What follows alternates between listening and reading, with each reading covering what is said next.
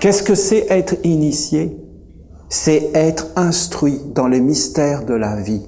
Et quels sont ces mystères de la vie? C'est de savoir qu'il y a la vie et la mort, c'est-à-dire la vie plus grande que le corps. Ce qu'on appelle la mort, c'est la vie plus grande que le corps.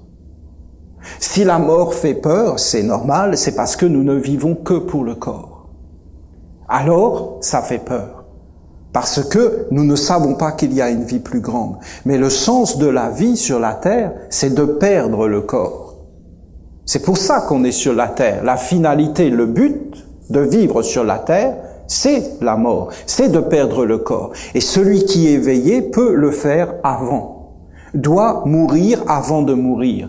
C'est ce que dit l'archange Gabriel, prépare ta mort en étant vivant. C'est-à-dire, tu dois vivre tout ton être. C'est ce que a dit l'archange Uriel, il y a deux humanités. Il y a des hommes qui vivent pour le corps, et il y a des hommes qui vivent plus grand que le corps. Ils vivent dans tous les étages, parce que l'homme n'est pas que le corps. L'homme est plus grand que le corps. Et l'origine du corps, c'est un monde supérieur. Que les yeux, c'est pas simplement de voir le corps, que c'est de voir des mondes beaucoup plus grands, qu'on ne touche pas simplement le corps, mais que c'est un mystère, qu'il y a un sens du toucher. Je vous ai expliqué le sens du goût qui rentre directement dans le cœur et qui amène l'amour. Et toutes ces choses beaucoup plus grandes, de plus en plus grandes, pour aller vers quoi? Pour aller vers une intelligence supérieure qui éclaire réellement et qui donne la dignité.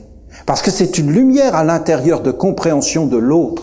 Mais il n'y a jamais eu autant d'incompréhension dans le monde. Et le savoir qu'on a est un faux savoir puisqu'on est divisé, qu'on ne respecte même plus les personnes âgées. Et même les enfants, on les laisse envahir par des serpents et on les donne même à l'éducation pour que ces êtres soient complètement possédés. Et on a abdiqué notre pouvoir de parents. On n'est même plus des parents, c'est l'État. Il n'y a même plus de famille maintenant.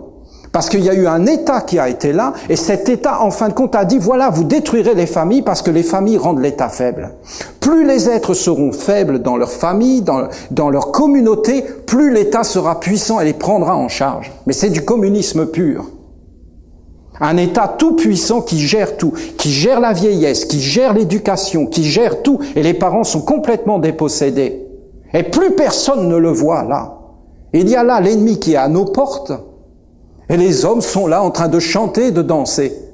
Et ils ne voient même pas qu'en réalité, c'est la ruine et la destruction, c'est le malheur, c'est le goulag. C'est vraiment l'emprisonnement qui arrive.